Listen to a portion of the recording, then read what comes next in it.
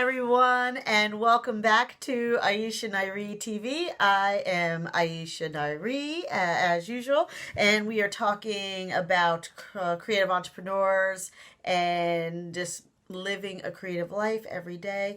So thank you all for joining me. As usual, if there's anything in this video that strikes a chord with you, please like it, subscribe to the channel, make sure you're sharing with other people so we can build our community and help as many creative entrepreneurs as possible. In the link below, you can also find me on other platforms as well. So I'm gonna put those links down below.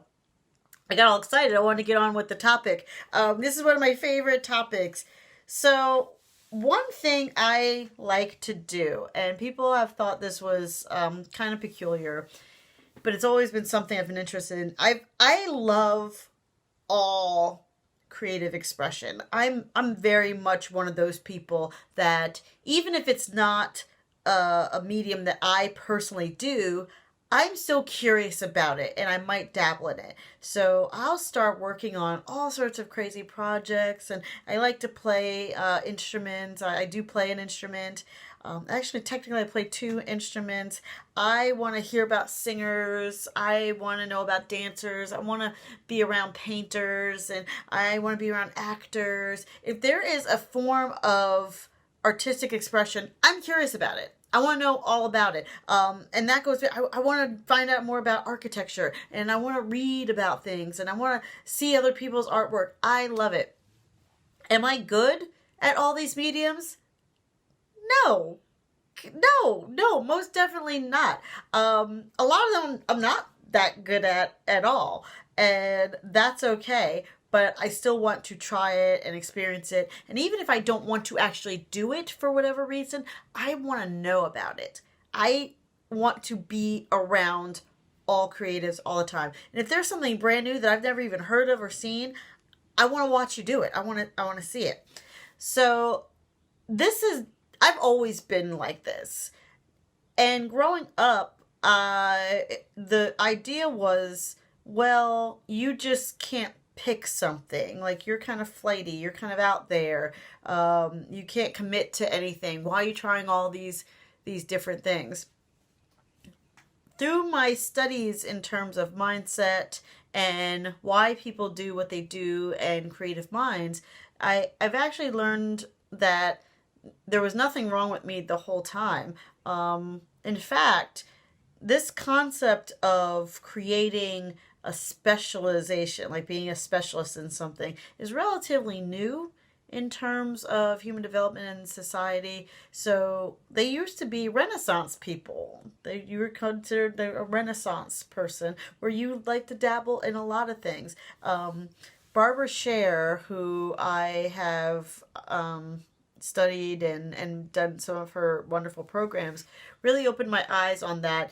She calls them environmental scanners, like people that are constantly just tuned and want to try a lot of different things, because there was a time when that was celebrated and wonderful, and like, it's great that your brain can move in all these different directions.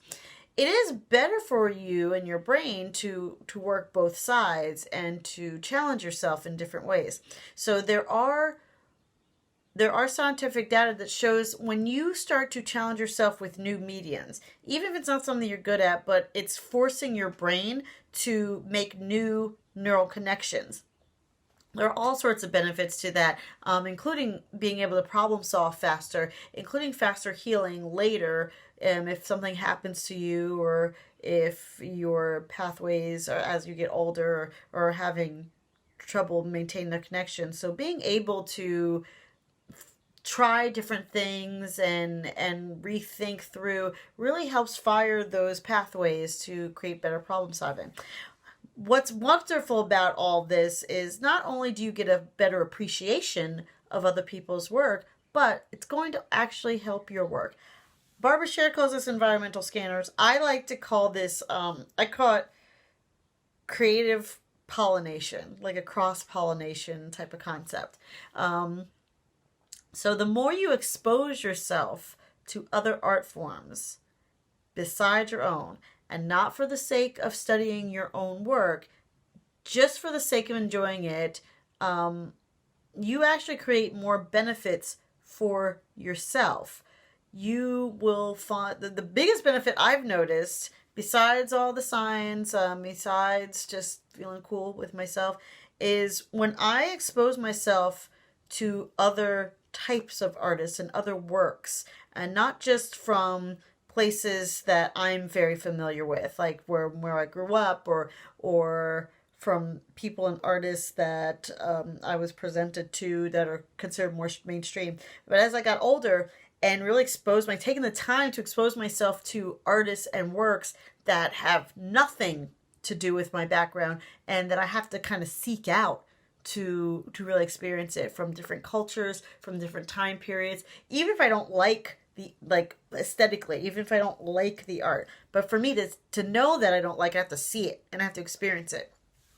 One of the biggest benefits I get from that is I get inspired in new ways.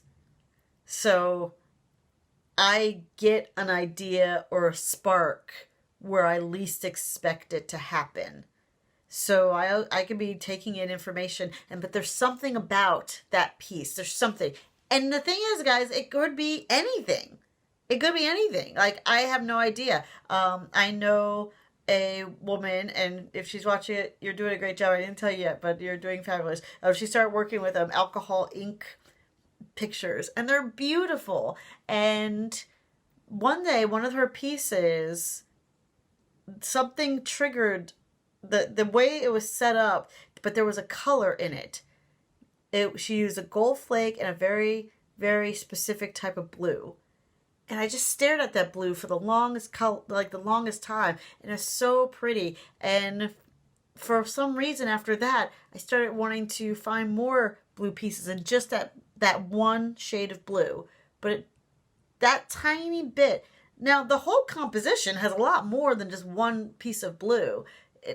There's so much to it. There's texture and there's movement, and they're glorious. But for some reason, that little shade of blue inspired me for something else that I was working on, another drawing, and that I was trying to put together for some animation products that I want to work on. But just that color sparked a whole costume image for me for that other piece. So you never know what part is going to inspire you. So your best bet is to cross-pollinate. Cross-pollinate. Get yourself out there and take in other people's work. When, like I said before, I've always been interested in that, and it was really squashed or discouraged because you have to pick one and you have to hurry up and pick. I do think maybe that's why I ended up landing into acting and ultimately in voice work, because in acting, to create a piece, like to actually create a performance piece of art, and this is a lovely thing about performance art, is I have to use and work with and cooperate with all sorts of other mediums. Yes, there is the acting portion, but to act, I also have to expose myself to writing because there are scripts involved, and I have to expose myself to costumers and sewing, because I have to wear clothes, because that's just laws, and that's just the type of acting I do, that I wear clothes for the most part during my performances. So I expose myself to beautiful fabrics and costuming, which leads me into fashion and design. We're performing on sets where they were built and designed by amazing artisans who that's their craft, and people that paint scenics and scene work and scenic design, and that led me down the path of understanding what's good and what could be better, and why you'd put on different things for different locations. And that led me into, but let me go outside and look at different locations. Like, how do you study the locations where you're going? And that led me into buildings and how different buildings are designed based on the time period, and so on and so on and so on. So my chosen craft forces me to engage in a lot of different other artwork and artist mediums. Now, I will say, as I was studying my craft, growing up, and when I was a little baby actor back in college, I say growing up, I mean, as college I was a grown woman, but I was way younger than now. I don't have to talk about how much younger, just younger. Um, and I was studying. I remember we were just in that early phases where you just love your art so much that you really only talk with other artists that are the same as you. So even though my like working in theater and being an actor, I worked with other theater people, but we really stayed to ourselves. Like that's all I was talking with. So it was actors talking with other actors. And then I started noticing like the art students. Yes, there were artists on theater projects, but those were theater people. These are artists, these are painters, these are sculptors, and they keep to themselves. And then you have the dancers. Like the dancers stayed over there, and they're dancers. They just hang out with themselves. I spent a lot of time only hanging out with other theater people. We would talk theater, we would hang out together. Not bad times. I still talk to a lot of theater people. They're my people. But I do think when I started branching out more and started studying more about mindset and creativity, and I purposely started engaging with other people and things. And there was also a time I was taking a sabbatical from performing and just being in the world, not talking to theater people, not just talking to theater people, but talking to people that weren't consider themselves artists in any way. They were deep down, but they didn't really consider that. So just being in the world and seeing different things and really looking at the world from different angles. All of these moments of cross-pollination, cross-creative pollination, creative pollination. I'll come up with it. It'll sound smoother later. That's what made me a better actress. Honestly, those are the things that made me better at what I do. And I wasn't doing it to become a better actress. I was doing it just because I felt like I was missing so much from the world from just seeing it from an angle. And we do get that tunnel vision when we're only hanging out and spending our time talking about one medium. So I encourage you with this video is get out and cross-pollinate the arts. Go to support other artists, even if it's not yours. If you're a dancer, go to a play. Go to a straight play, not even a musical. Go to a play. If you are an actor, get up and go to a museum. Take in some of the artwork there. If you're a singer, go to look at some folk art and some artisans, some whole pottery, and work with beadwork. Costumers and people that work in fashion. Go listen to some singers, and so on and so on and so on. And find new art forms. Do you know there are people that are doing amazing things with random pieces of materials and making it art? Go see what they're doing. Things that you never even heard of. Do you know what I thought was the craziest thing? Like people playing saws when I was growing up. I was like, that's amazing and delightful. Fine, go see them. Go listen to forms of music that you don't like. You don't have to like it. Just go listen. Because how can you be critical about it if you've never even experienced it? And you might find something in that genre that you do like. I live in North Carolina now, but I'm from New Jersey, so I didn't have a lot of exposure to different forms of music, like country and bluegrass and folk music. And turns out I like folk music a lot. And turns out bluegrass music is cool, especially if it has I like listening to bluegrass fiddles.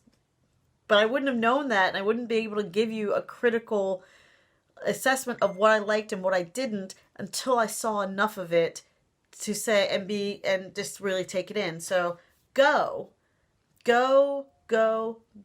support and take in and digest content. You will help your own art form because you're going to be inspired in new and unique ways. And remember, you're not doing it for research. You're not just doing it for something like, okay, well, they can help me in some way. Just go. anything. Just test it out and go.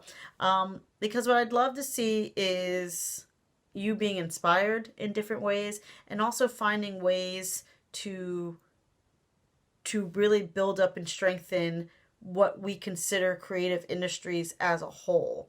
So to do that, we need to keep encouraging each other. We need to keep us all going, and find ways to argue and advocate for each other. And one way to do that is to go out and be supportive. So that is your fun lesson for today. Cross-pollinate your creativity. Get out there and take in some other art. Make that a challenge for this week. I know these videos are for daily, so this homework assignment for today, this week, put it on your calendar. If you're not already doing this, try it out. Go find something, some sort of creative presentation of some sort, and consume it and take it in. Something that has nothing to do with a project, nothing to do with what you're working, just to go take it in and experience it and see how that feels. See if you like it, if you don't, have an assessment as to why, and then do it again and do more and more and more. Support each other, support other artists, and be inspired in new and unique ways. You also start creating artistic fusions, because there might be something there that you realize, like, if we meld these two mediums together, and you will blow everyone's minds. So that is my offering to today. So I can't wait to hear more about your cross-pollination exercises, and to see what you come up with. So please, like as always, like this video, leave a comment, send me a picture, share, subscribe. You can find me on my other platforms as well. I'm on Facebook, Instagram, Twitter, I have a blog, all the above. So, and my website, aishanairi.com. So come see me, and I just want to see what you're working on. This is a back and forth dialogue. So yeah, please share with me your work as well. I would love to see what you have cooking. So that's it for today. Go out and be creative, and I'll talk to you tomorrow. Bye.